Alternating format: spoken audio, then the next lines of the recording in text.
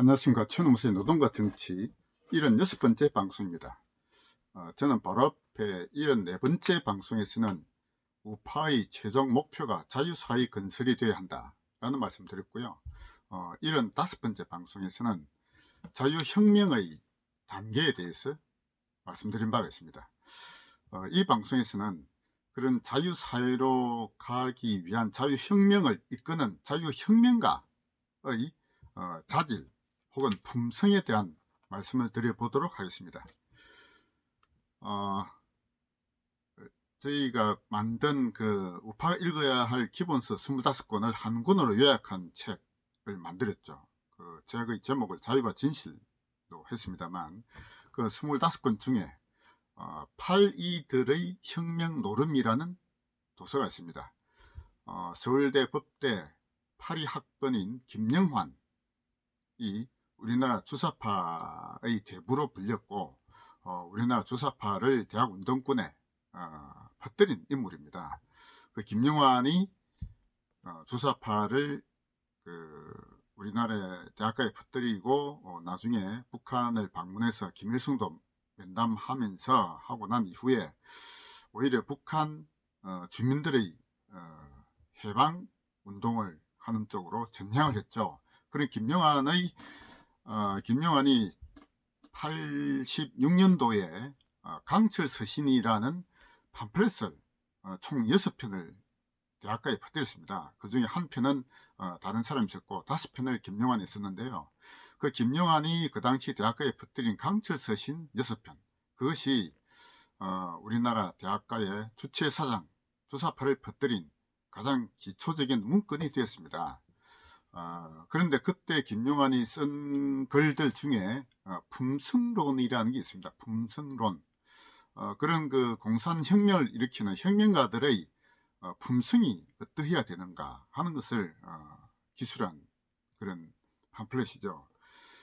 그러니까 그 전에 대학 운동권에는 PD계열이 운동권을 장악했었는데요. PD계열은 마르크스 레닌주의에 대한 어떤 학습을 굉장히 강조했던 그런 진영이었습니다. 거기에 비해서 NL을 일으킨 김영환은 그런 학습보다는 품성을 더 강조했던 것이죠.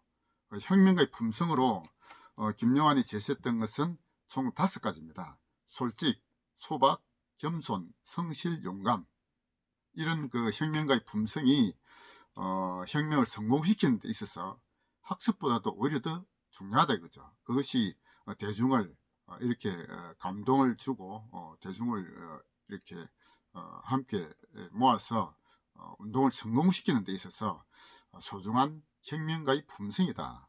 그래서 그 품성론이 굉장히 NL 운동권에 널리 퍼졌던 것입니다. 예. 저는 이 자유혁명가에게도 그런 품성이 요구된다고 생각합니다. 저는 김영환은 그때 5가지 품성을 얘기했습니다만 저는 2가지만 말씀드리고자 합니다. 자유혁명가의 품성은 2가지가 있어야 한다. 첫째는 진실에 대한 철저한 자세가 있어야 된다라고 생각합니다. 2번째는 겸허한 자세를 갖춰야 된다라고 생각합니다. 이 2가지에 대한 말씀을 드려보도록 하겠습니다. 자, 진실이라는 것이 얼마나 중요한 것인가 하는 것은 제가 앞 방송에서 자유사회를 지탱하는 2가지 요소로서 자유와 진실 2가지를 말씀드렸죠. 모든 사람이 타고난 가능성을 최대한 발휘할 수 있는 자유사회가 되기 위해서는 서로의 자유를 침범해서는 안 되겠다는 서로 간의 약속을 믿을 수 있는 진실이 가득 차야 된다라고 말씀드렸습니다. 그래서 진실이야말로 자유로 가기 위한 전제 조건이고 그것이 수단이다라고 저는 생각한다고 말씀드렸습니다. 진실은 수단이고 자유가 목표입니다.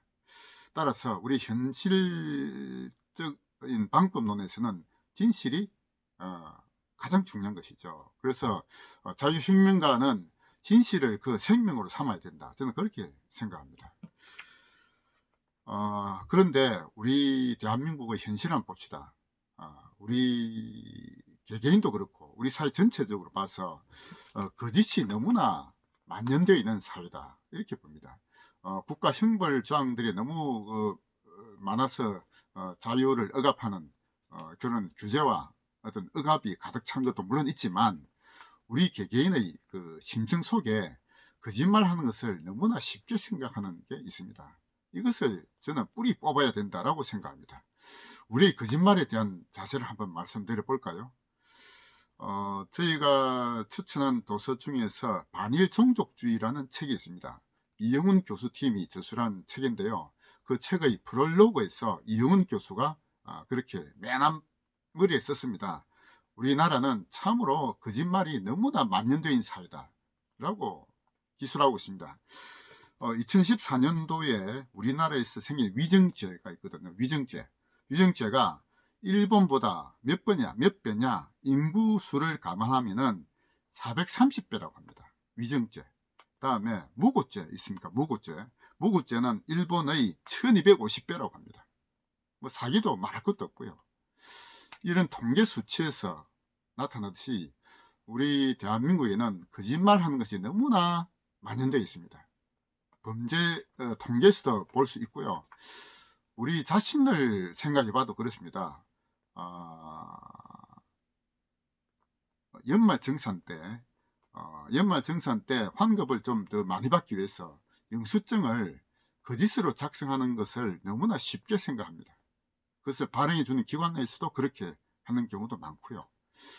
그리고 대학생들, 저도 대학생 때 많이 봤습니다만 대리 출석하는 거, 그리고 시험 때 컨닝하는 거, 아직도 많은지는 모르겠습니다만 그런 것을 너무나 쉽게 생각하는 경향이 있죠.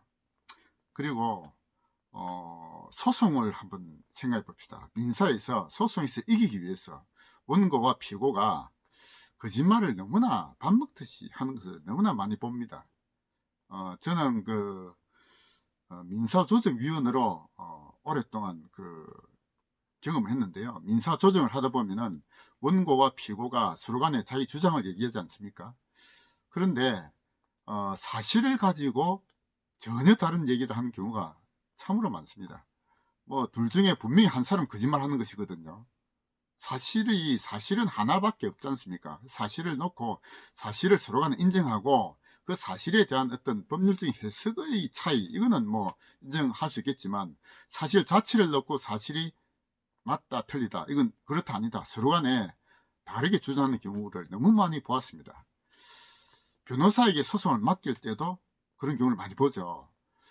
변호사들이 원고와 피고의 변호를 각각 맡으면은 사실을 따지는 게 아니고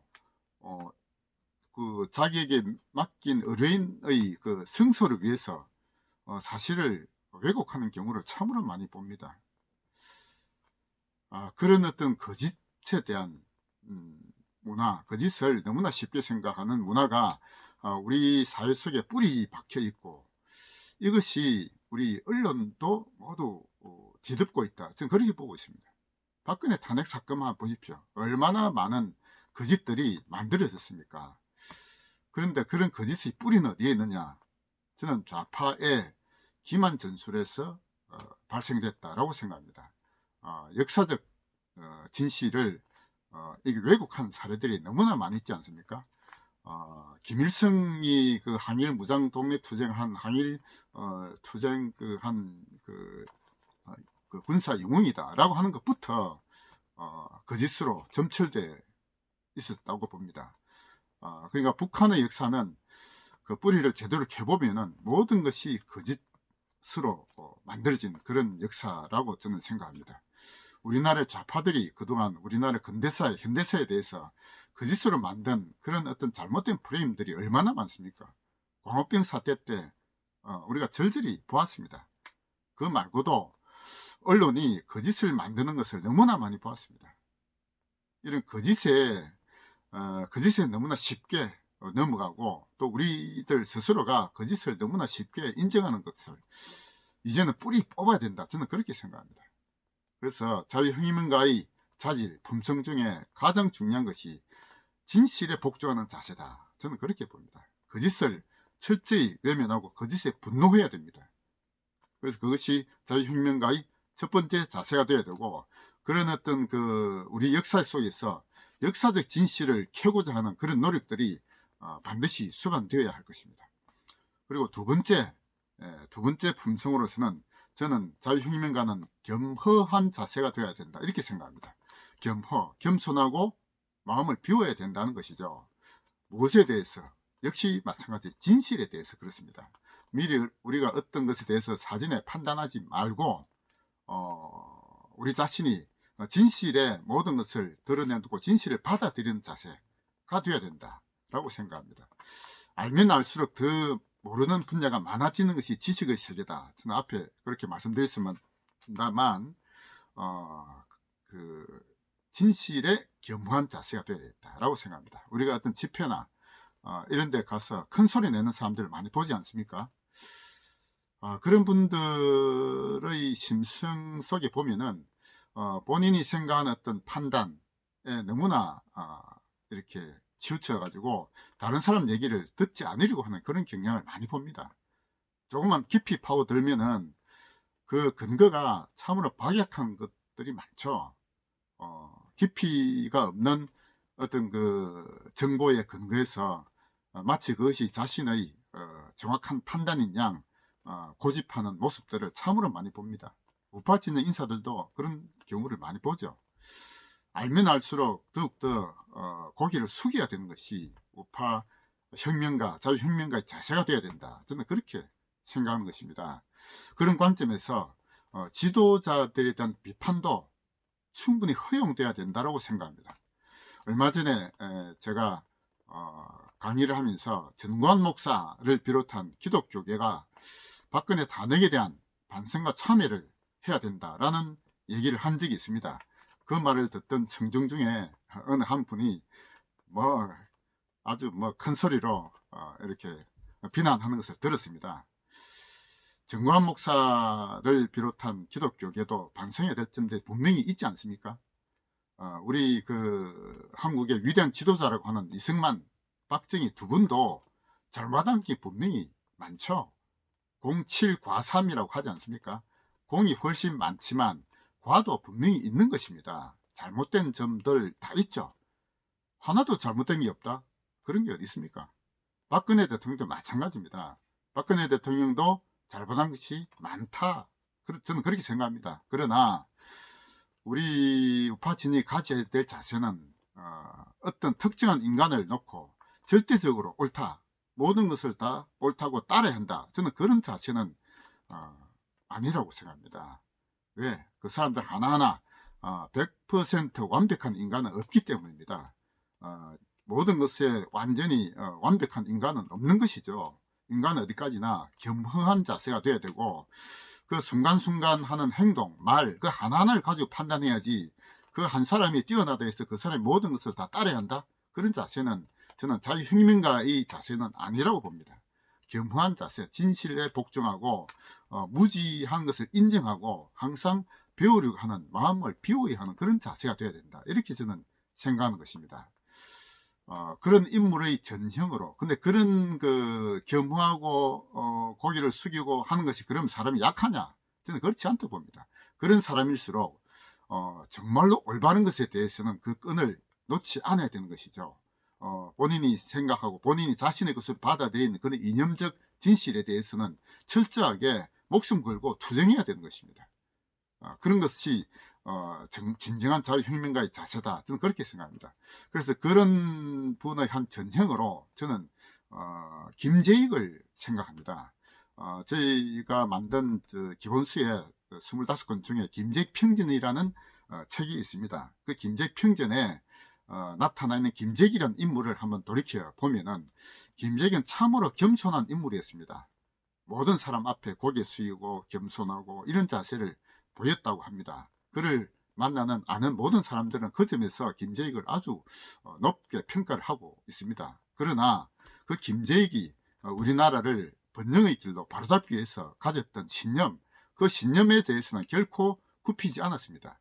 그 당시 전두환과 함께 등장했던 신군부에서 실세였다고 하는 허시들 있지 않습니까?